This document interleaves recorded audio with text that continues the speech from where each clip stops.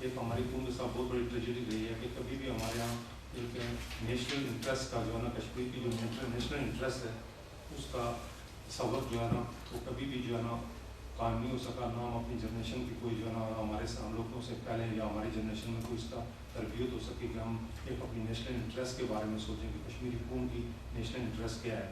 ہمارے یہاں مایوسی بھی طاری ہو جاتی ہے. 50 سال میں کچھ بھی نہیں ہوا کشمیر کا.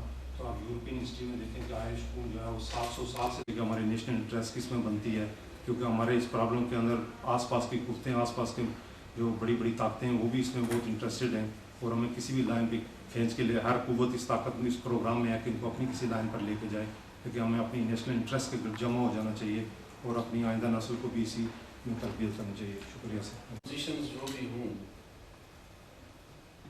ان پہ قائم رہ کر بھی بات کی جا سکتی ہے. ابھی جیسے یہ کہا جاتا ہے کہ ہندوستان نے یہ کیا, پاکستان نے یہ کیا, یا ہندوستان اٹوٹ ٹنگ کی بات کرتا ہے, پاکستان متنازع ہونے کی بات کرتا ہے. اس کے باوجود بات چیت ہوتی ہے, دونوں ملکوں کے درمیان سربراہ ملتے ہیں, وزرائے خارجہ ملتے ہیں, خارجہ سیکرٹری ملتے ہیں, کہیں نہ کہیں بات ہوتی رہتی ہے. اس اینگل سے اگر دیکھا جائے تو ایمانداری کی بات یہ ہے, لیگل پوزیشن جو بھی ہو, مسئلہ کشمیر کے فریق آج کے روز تین ہے. ایک تو جموں کشمیر کے عوام ہیں سب سے پہلے, پھر ہندوستان اور پاکستان. اب کس کی لیگل پوزیشن کتنی ہے وہ بات کی بات ہے, وہ تو کوئی عدالت فیصلہ جب کرے گی تب دیکھا جائے گا. لیکن اس وقت جو پوزیشن ہے وہ یہی ہے. اس پوزیشن میں بات چیت سے ہی معاملات کو آگے بڑھایا جا سکتا ہے. لیکن بات چیت کب کمپلیٹ ہوگی, کب اس کا ڈسپوزل ہوگا, وہ تو ایک لمبی بات ہے.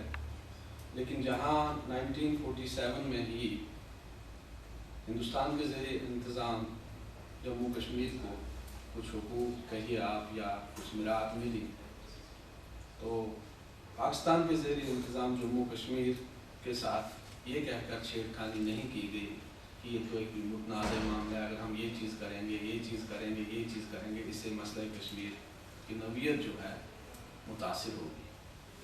لیکن 1970-71 کے بعد جو مطلب ارباب بست و گشاد تھے انہیں سمجھ آئی کہ معاملہ اتنی جلدی حل ہونے والا شاید نہیں ہے, تو لوگوں کو بھی کچھ دینا پڑے گا.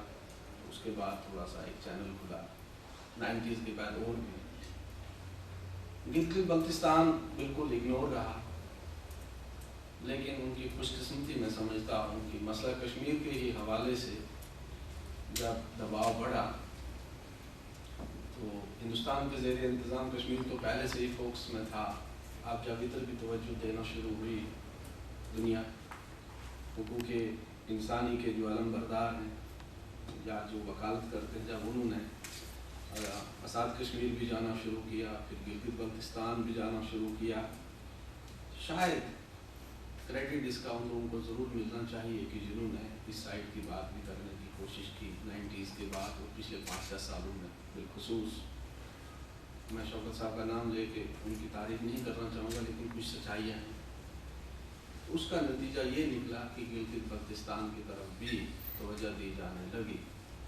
تو ایسا ہوا کہ کہیں نہ کہیں اسلام آباد میں اس بات کو تسلیم کیا گیا, انٹرنیشنل پریشر بھی ہے, ہم مانے یا نہ مانے, حقوق انسانی کی تنظیمیں سری نگر بھی جاتی ہیں, مظفر آباد بھی جاتی ہیں, گلگت بلتستان بھی جاتی ہیں, اور اس میں بھی یورپین یونین کا بڑا اہم رول پلے کیا انہوں نے بھی. تو وہاں انہیں دقت آ رہی تھی اپنے بات کہنے کے. جب وہ سری نگر کی بات کرتی ہے حکومت پاکستان, تو نیکسٹ بھی انہیں کہا گیا کہ اپنے گھر کی بھی خبر لیجیے. تو ایک پیکیج آیا ہے.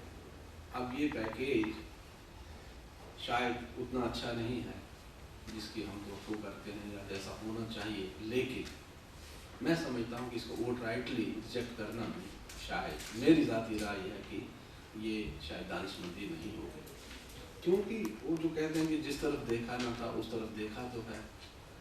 پہلی بار یہ ہوا کہ اب کئی برسوں سے ناردرن ایریا کہا جاتا تھا اسے, اس علاقے کو, اس کا اپنا نام جو تھا اس سے انہیں محروم کیا گیا تھا. تو ایک بار پھر انہیں گلگت بلتستان کے نام سے یاد کیا جانے لگا. یہ ایک بڑی بات ہے. اب دوسرا یہ ہے کہ اب انہیں چیف منسٹر بھی ملا ہے اور گورنر بھی ملا ہے. نارملی تو ہونا یہ چاہیے تھا کہ اگر مظفر آباد یا میرپور کے لیے پرائم منسٹر ہے اور صدر ہے تو وہاں بھی یہی ہونا چاہیے تھا. اس کی کیا وجوہات ہیں, ایسا کیوں کیا گیا ہے؟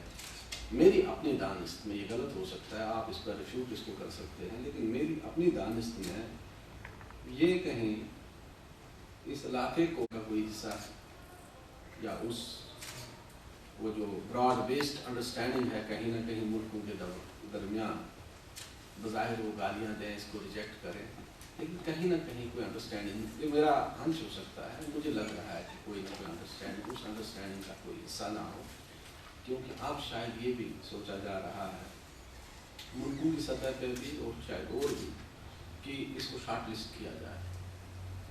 جب تک اس کو شارٹ لسٹ نہیں کیا جاتا تو شاید یہ حل نہ ہو. تو وہ شارٹ لسٹ کا کوئی راستہ میرے لیے, آپ کے لیے یہ صورتحال شاید پسندیدہ نہ ہو, لیکن میں اپنے خدشے کا اظہار کر رہا ہوں کہ مجھے ایسا ہی لگتا ہے.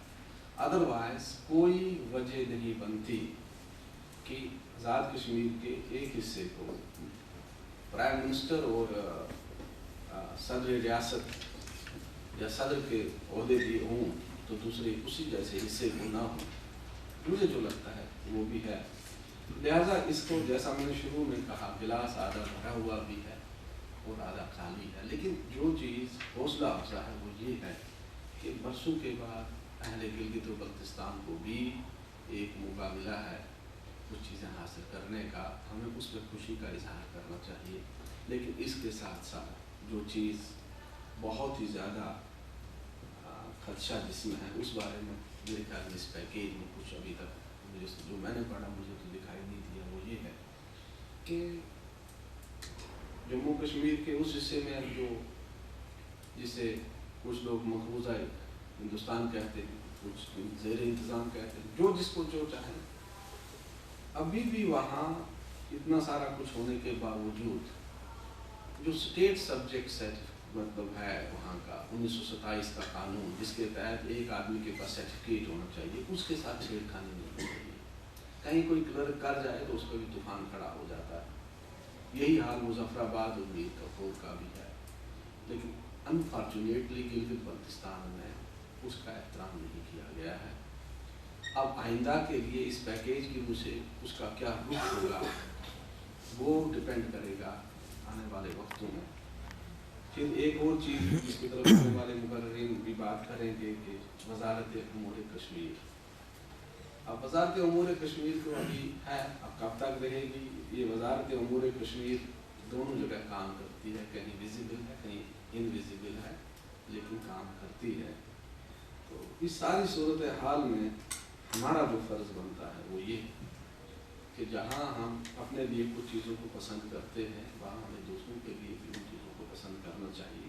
گلگت بلتستان کو کچھ چیزیں ملتی ہیں تو ہمیں آؤٹرائٹلی اس کو ریجیکٹ نہیں کرنا چاہیے. لیکن وہ سب لوگ جو نیشنلسٹ ہیں, میں ان کی بات کرتا ہوں, وہ لوگ نہیں جو علاقے ہندوستان یا پاکستان کی بات کرتے ہیں, ان کا فرض یہ بنتا ہے کہ وہ اس مرحلے پہ بہت ہی سوچا سمجھا اور پازیٹیو رول پلے کرنے کی کوشش کریں, اور کم از کم اب ڈسپوزل کیسا بھی ہو لیکن جو ہمارا نیشنلزم ہے وہ کیسے بچے گا. اور جس نیشنلزم کی ابھی یہاں مجھ سے پہلے فاضل مقرر نے بات بھی کی کہ ہماری ریاست کا جو انتظام وجود میں 1846 میں آیا ہے اس کے تحت جو نیشنلزم بنتا ہے اس کو کیسے مضبوط کیا جائے یا اس کو کیسے بچایا جائے. محض باتوں سے تو وہ بچ نہیں سکتا ہے, کچھ تضادات ہیں ود ان, ان تضادات کو دور کیسے کیا جا سکتا ہے, ان پر ڈبیٹ کی ڈسکشن کی بہت زیادہ ضرورت ہے.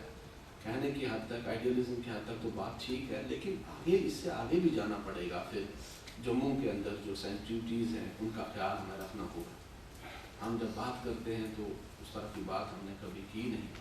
میں نیشنلسٹ لوگوں کی بات کر رہا ہوں, دوسروں کا تو میں نام ہی نہیں. اب پچھلے 5-6 سال سے کچھ تبدیلیاں ضرور آئی ہیں, لیکن اوور آل جو ہم نے دیکھا کہ اس میں جموں, اس میں لداخ, ایون گلگت بلتستان کو بھی پھر شامل کرنا ہے, تو پھر اس سارے کو شامل کرنے کے بعد ایک ہالسٹک ویو لینے کی ضرورت ہے. تو بہرحال یہ ایک لمبی بات ہے, تو میں آپ کا شکر گزار ہوں کہ آپ نے مجھے موقع فراہم کیا اپنی بات کہنے کا. تو میں آخر میں پھر بھی تمام خدشات کے باوجود اس بات سے خوش ہوں، کیونکہ میں بالکل ہی میں سمجھتا ہوں کہ سینسزم کا ہمیں شکار نہیں ہونا چاہیے. کہیں نہ کہیں ٹنل کے آخر میں جو روشنی ہے اس کو بھی دیکھنے کی کوشش کرنا چاہیے. کے حوالے سے اپنے خدشات اور اپنے خیالات کا اظہار کیا. اس کے بعد میں دعوت خطاب دوں گا جناب سردار خلیل حبیب گیٹ صاحب کو، جو جموں کشمیر لبریشن فرنٹ کے سابق سینئر رہنما ہیں اور سیکرٹری جنرل رہے ہیں. جناب خلیل حبیب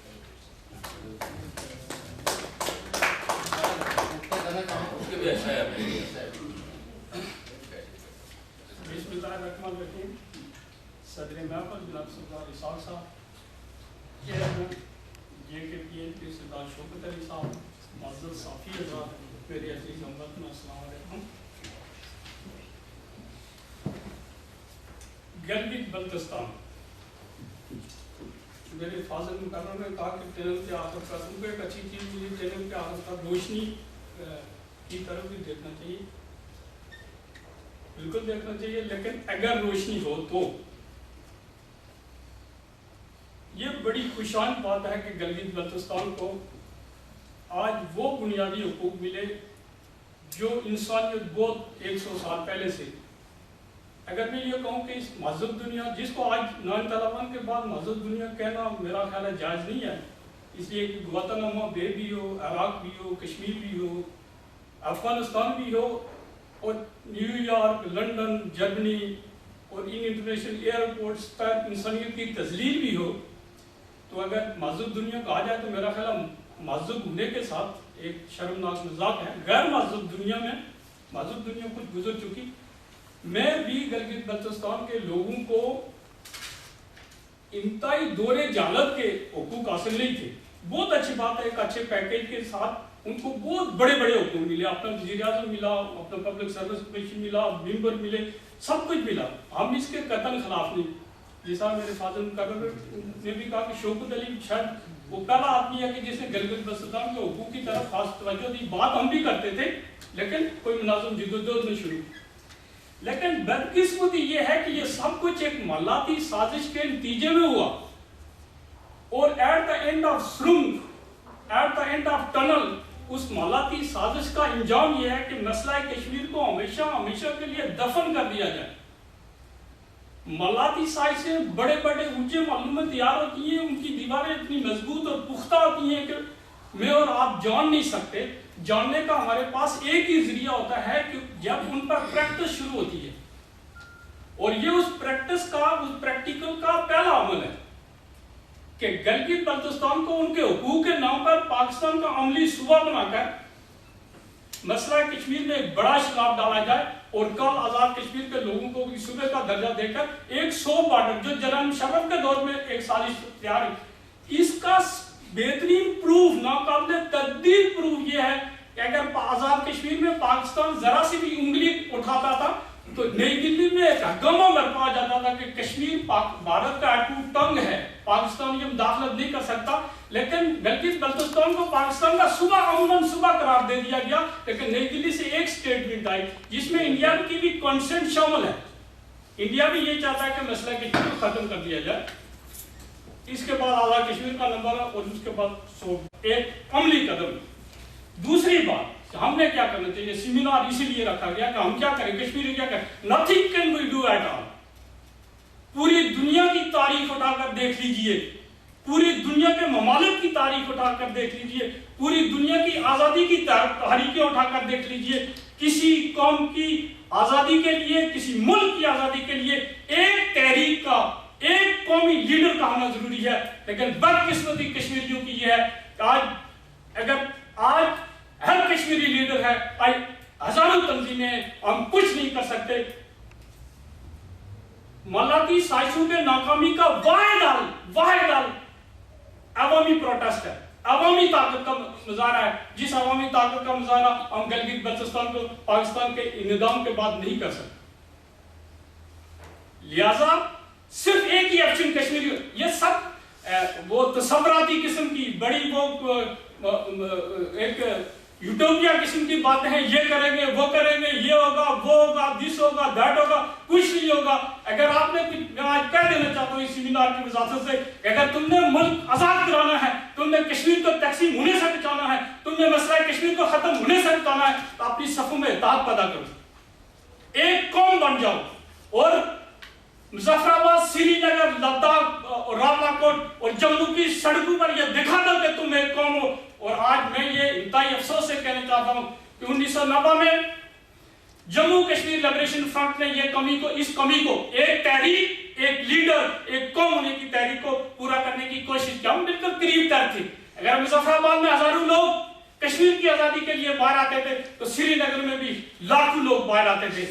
लेकिन बदकिस्मती कश्मीरी कौम की, लिबरेशन फ्रंट की मैं नहीं कहूंगा कि लिबरेशन फ्रंट के अंदर बूढ़े और असासे कम तरीके शिकार और बैनुल अक़वामी साम्राज्य ने उस